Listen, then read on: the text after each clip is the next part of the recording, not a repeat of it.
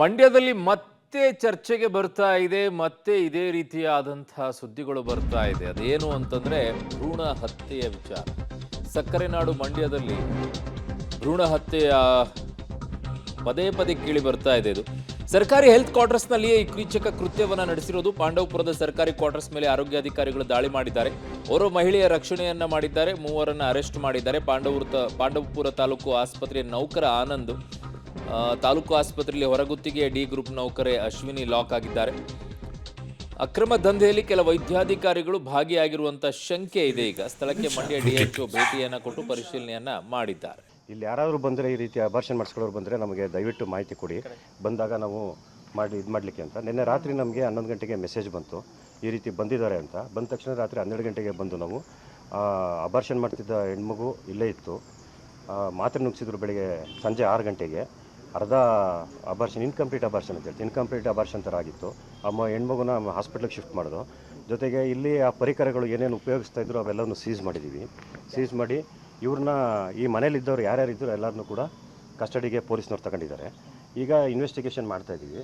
Complaint ಈಗ book ಆಗುತ್ತೆ. ಈಗ ಇನ್ವೆಸ್ಟಿಗೇಷನ್ನು ರಿವರ್ಸ್ ಡೈರೆಕ್ಷನಲ್ಲಿ ಮಾಡಬೇಕು ಅಂತ ತೀರ್ಮಾನ ತಗೊಂಡು ರಿವರ್ಸ್ ಡೈರೆಕ್ಷನ್. ಈಗ ಏನಪ್ಪ ಅಂತಂದರೆ ಯಾರು ಬಂದು ಮಾಡಿಸ್ತಿದ್ರು ಏನು ಅನ್ನೋದ್ರ ಬಗ್ಗೆ ನಮಗೆ ಮಾಹಿತಿ ಸಿಗ್ತಾ ಇರಲಿಲ್ಲ ಇಲ್ಲವೇ.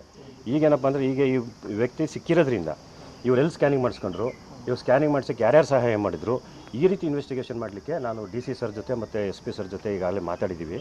ಅವರು ಕೂಡ ಈ ರೀತಿ ಮಾಡಲಿಕ್ಕೆ ಒಪ್ಕೊಂಡಿದ್ದಾರೆ. ಅವರು ಈಗ ರಿವರ್ಸ್ ಡೈರೆಕ್ಷನಲ್ಲಿ ಇನ್ವೆಸ್ಟಿಗೇಷನ್. ಅಬಾರ್ಷನ್ದು ಟ್ಯಾಬ್ಲೆಟ್ ತಗೊಂಡು ನುಗ್ಸಿ ಅದು ಅಬಾರ್ಷನ್ ಮಾಡಿಸ್ತಾ ಇದ್ರು. ಈಗ ಆ ಟ್ಯಾಬ್ಲೆಟು ಸಿಕ್ಕಿದೆ ನಮಗೆ. ಆಗ ನುಗ್ಸಿರೋದು ಟ್ಯಾಬ್ಲೆಟು ಸಿಕ್ಕಿದೆ, ಅದಕ್ಕೆ ಬೇಕಾಗಿರೋ ಸಕ್ಷನ್ ಇದು ಸಿರಿಂಜಸ್ಸು ಸಿಕ್ಕಿದೆ, ಎಲ್ಲವೂ ಸಿಕ್ಕಿದೆ. ಈಗ ಇನ್ವೆಸ್ಟಿಗೇಷನ್ ಮಾಡಿ ಹೇಳ್ತೀವಿ.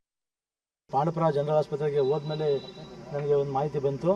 ಹಾಗಾಗಿ ಅವ್ರನ್ನ ನಾನು ಮತ್ತು DHO ಮತ್ತು family planning officer, nodal officer ಬಂದು ವಿಸಿಟ್ ಮಾಡಿದ್ವಿ.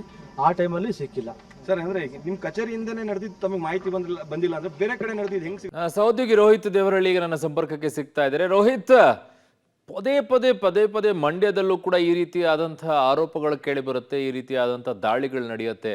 ಅದೊಂಥರ ದೊಡ್ಡ ಜಾಲವಾಗಿ ಹೋಗ್ಬಿಟ್ಟಿದ್ಯಾ ಅಂತ ಮಂಡ್ಯದಲ್ಲಿ ಈ ವಿಚಾರದಲ್ಲಿ ರೋಹಿತ್?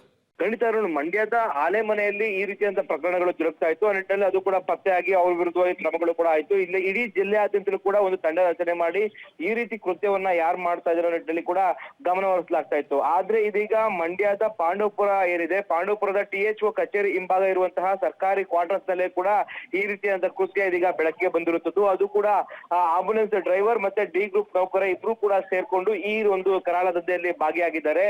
ಜೊತೆಗೆ ಈ ಒಂದು ದಂಧೆಯಲ್ಲಿ ವೈದ್ಯಾಧಿಕಾರಿಗಳು ಇರುವಂತಹ ಸದಸ್ಯರು ಕೂಡ ದಟ್ಟವಾಗಿ ಕಂಡುಬರ್ತಾ ಇರುವಂತದ್ದು. ಯಾಕಂದ್ರೆ ಡಿ ಗ್ರೂಪ್ ನೌಕರೇ ಈ ಒಂದು ಮೆಡಿಸಿನ್ ಗಳನ್ನ ಯಾವ್ದು ಕೂಡ ಕೊಡಕ್ಕೆ ಬರಂಗಿಲ್ಲ, ಮತ್ತೆ ಆಕೆಗೆ ಅಷ್ಟೊಂದು ಜ್ಞಾನನೂ ಕೂಡ ಇರೋಕ್ಕಾಗಲ್ಲ. ಆ ನಿಟ್ಟಿನಲ್ಲಿ ವೈದ್ಯಾಧಿಕಾರಿಗಳು ಕೂಡ ಈ ಒಂದು ಪ್ರಕರಣದಲ್ಲಿ ಪಾಲುದಾರರಾಗಿದ್ದಾರೆ ಅಂತೇಳಿ ಕೂಡ ಸಂಶಯನ ವ್ಯಕ್ತಪಡಿಸ್ತಾ ಇರುವಂತದ್ದು. ಈ ಒಂದು ಪ್ರಕರಣದಲ್ಲಿ ಮೈಸೂರು ಮೂಲದ ಓರ್ವ ಗರ್ಭಿಣಿ ಮಹಿಳೆ ಏನು ಈ ಒಂದು ಈ ಮನೆಗೆ ಬಂದಿರ್ತಾರೆ. ಈ ಸಂದರ್ಭದಲ್ಲಿ ಆಕೆಗೆ ಈ ಹಿಂದೆ 2 ಹೆಣ್ಣು ಮಕ್ಕಳಾಗಿರ್ತಾರೆ. ಇದು ಕೂಡ ಟೆಸ್ಟಿಂಗ್ ಸಂದರ್ಭದಲ್ಲಿ ಹೆಣ್ಣು ಮಗು ಅಂತ ಗೊತ್ತಾದಂತಹ ಸಂದರ್ಭದಲ್ಲಿ ಇದನ್ನ ಅಬಾರ್ಷನ್ ಮೂಲಕವಾಗಿ ತೆಗೆಸಬೇಕು ಅನ್ನೋ ನಿರ್ಧಾರ ಮಾಡ್ತಾರೆ. ನಿನ್ನೆ ಅರ್ಧಂಬರ್ಧ ಒಂದು ಅಬಾರ್ಷನ್ ಆಗಿರುತ್ತೆ. ಬಳಿಕವಾಗಿ ವೈದ್ಯಾಧಿಕಾರಿಗಳು ದಾಳಿ ಮಾಡುವಂತ ಸಂದರ್ಭದಲ್ಲಿ ಆಕೆಯನ್ನ ರಕ್ಷಣೆ ಮಾಡ್ತಾರೆ. ಇದೀಗ ಅರ್ಧಂಬರ್ಧ ಅಬಾರ್ಷನ್ ಆಗಿರುವಂತ ಕಾರಣವಾಗಿ ಆಕೆಗೆ ಸಂಪೂರ್ಣವಾಗಿ ಅಬಾರ್ಷನ್ ಮಾಡಿರುವಂತದ್ದು. ಇದೀಗ ಆಕೆಯನ್ನ ಪಾಂಡವಪುರದ ಸರ್ಕಾರಿ ಆಸ್ಪತ್ರೆಯಲ್ಲಿ ಚಿಕಿತ್ಸೆ ಕೊಡಲಾಗ್ತಾ ಇದೆ. ಈ ಪ್ರಕರಣಕ್ಕೆ ಸಂಬಂಧಪಟ್ಟಂತೆ ಹೆಚ್ಚಿನ ತನಿಖೆಯನ್ನ ಜಿಲ್ಲಾಧಿಕಾರಿಗಳು ಮತ್ತೆ SP ಅವರ ನೇತೃತ್ವದಲ್ಲಿ ಕೂಡ ಮಾಡಲಾಗ್ತಾ ಇರುವಂತದ್ದು. ಅರುಣ್. ಓಕೆ ರೋಹಿತ್, ನಿಮ್ಮೆಲ್ಲ ಮಾಹಿತಿಗೆ ಧನ್ಯವಾದಗಳು.